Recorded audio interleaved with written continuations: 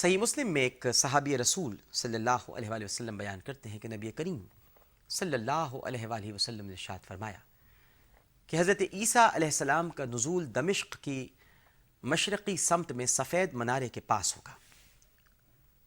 نزول کے وقت حضرت عیسیٰ علیہ السلام کے جسم اطہر پر ہلکے زرد رنگ کے دو کپڑے ہوں گے۔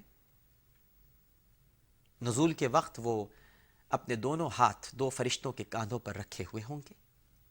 صحیح مسلم میں ہی حضرت ابو ہریرہ رضی اللہ تعالی عنہ بیان کرتے ہیں کہ اس وقت موجود تمام لوگ آپ علیہ السلام کو پہچان لیں گے، کیونکہ آپ مشہور صحابی رسول صلی اللہ علیہ وآلہ وسلم حضرت عروہ بن مسعود رضی اللہ تعالی عنہ کے مشابہ ہوں گے۔ دجال چونکہ مکہ مکرمہ اور مدینہ منورہ میں داخل نہ ہو سکے گا، کیونکہ ان مقدس شہروں کو جانے والے ہر راستے پر فرشتوں کا پہرا ہوگا جو اس کو اندر نہ گھسنے دیں گے، لہٰذا وہ ملک کے شام کا رخ کرے گا اور تمام راستے اپنے لشکر کو ترتیب دیتا اور اس میں اضافہ کرتا رہے گا۔ اسی دوران حضرت عیسیٰ علیہ السلام کا نزول ہو چکا ہوگا، اور ابن ماجہ میں ہے کہ عیسیٰ علیہ السلام نماز سے فارغ ہو کر دروازہ کھلوائیں گے۔ اس کے پیچھے دجال ہوگا اور اس کے ساتھ 70,000 مسلح یہودی ہوں گے۔ اب 70,000 یہاں پر انفینٹی ہے، یعنی ہم جہاں کثرت ہو جاتی ہے، جہاں تعداد گنی نہیں جاتی، وہاں 70 کا لفظ استعمال کیا جاتا ہے۔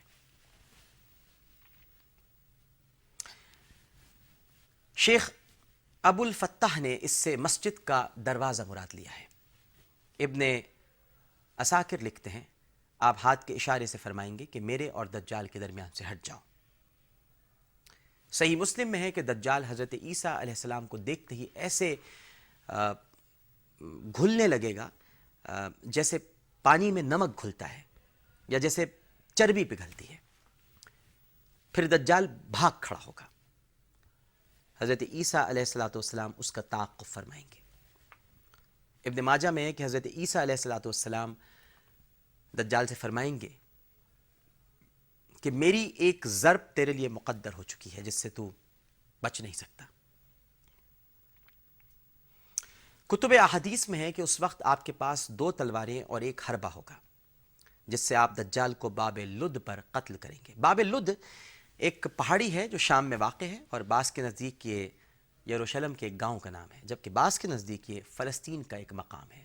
یہ مقام آج کل یہودیوں کے تسلط میں ہے، اور یہاں نام نہاد اسرائیلی حکومت کا ایک ایئرپورٹ بھی ہے جسے لط انٹرنیشنل ایئرپورٹ کہا جاتا ہے۔ اور یہاں پر گدھے کی شکل میں ایک ایسا چھوٹا مگر جدید ترین طیارہ تیار کیا جا رہا ہے جو اسرائیلی ماہرین کے مطابق دنیا کا تیز رفتار طیارہ ہوگا، اور جس کے پر گدھے کے کان سے مشابہ ہوں گے، جن کے درمیان 40 ہاتھوں جتنا فاصلہ ہوگا، اور دجال اس پر سواری کرے گا۔ بالآخر دجال کے ساتھیوں یعنی یہودیوں کو شکست فاش ہوگی۔ حضرت ابو امامہ باہلی رضی اللہ تعالی عنہ بیان کرتے ہیں کہ اس وقت جس کافر پر حضرت عیسیٰ علیہ السلام کے سانس کی ہوا پہنچے گی وہ مر جائے گا، اور جہاں تک آپ کی نظر جائے گی وہیں تک سانس پہنچے گی۔ مسند امام احمد بن حنبل اور سنن ابن ماجہ میں ہے کہ مسلمان ان کافروں کو چن چن کر قتل کریں گے، اور کسی یہودی کو کوئی چیز پناہ نہ دے گی، حتیٰ کہ جانور، درخت اور پتھر بول اٹھیں گے کہ ہمارے پیچھے کافر یہودی چھپا ہوا ہے، آ کر اسے قتل کر دو۔ غرقت کا درخت ایسا نہیں کرے گا کیونکہ وہ یہودیوں کا درخت ہے۔ غرقت کہتے ہیں ناظرین ایک کانٹے دار درخت ہے جو بیت المقدس کی طرف عام طور پر پایا جاتا ہے، اور یہودی اسے اپنا قومی درخت سمجھتے ہیں۔ صحیح مسلم میں ہے کہ دجال کو قتل کر کے ابھی کچھ ہی عرصہ حضرت عیسیٰ علیہ السلام امن و عاشتی سے بسر کر پائیں گے کہ یاجوج ماجوج نامی وحشی قبیلے کا فتنہ ظاہر ہوگا، گوگ میگوگ۔ یاجوج ماجوج کون ہیں؟ یہ کب ظاہر ہوں گے؟ آئیے اب اس پر گفتگو کرتے ہیں۔ دیکھیے یاجوج ماجوج 2 قوموں کا نام ہے۔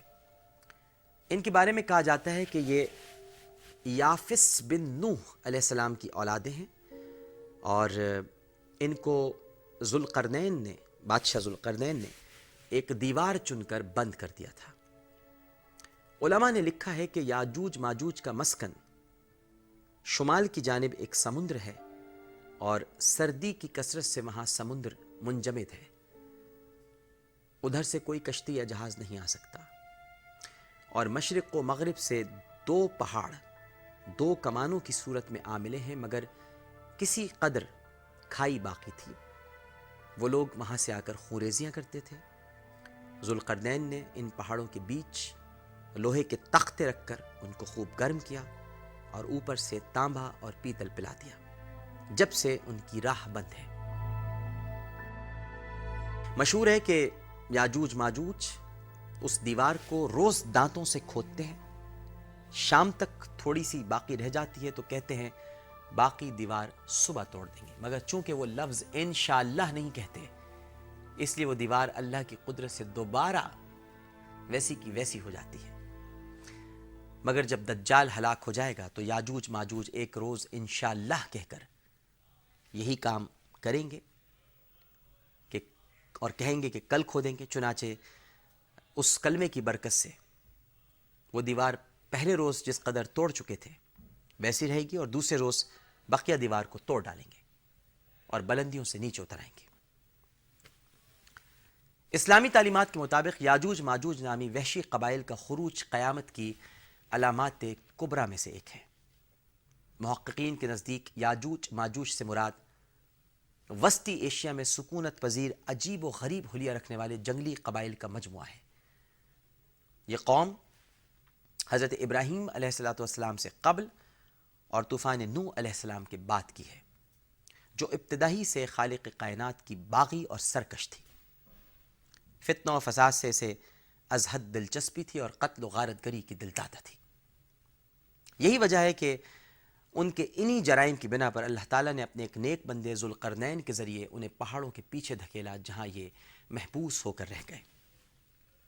اس مقام پر نہ کوئی ان کی زبان سمجھنے والا تھا اور نہ وہ کسی اور کی زبان بول یا سمجھ سکتے تھے، لہذا مہذب اقوام کی تہذیب اور معاشرت اپنانے سے یہ قطعی طور پر معذور رہے۔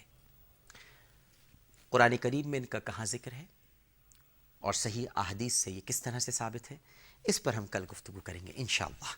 اللہم صلی علی سیدنا و مولانا محمد وعلی آلہ وصحبہ وبارک وسلم وصلی علیہ۔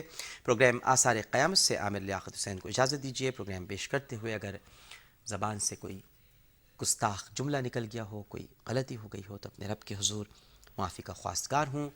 اللہ نے چاہا تو کل پھر حاضر ہوں گے۔ اپنا بہت خیال رکھیے گا۔ اللہ حافظ۔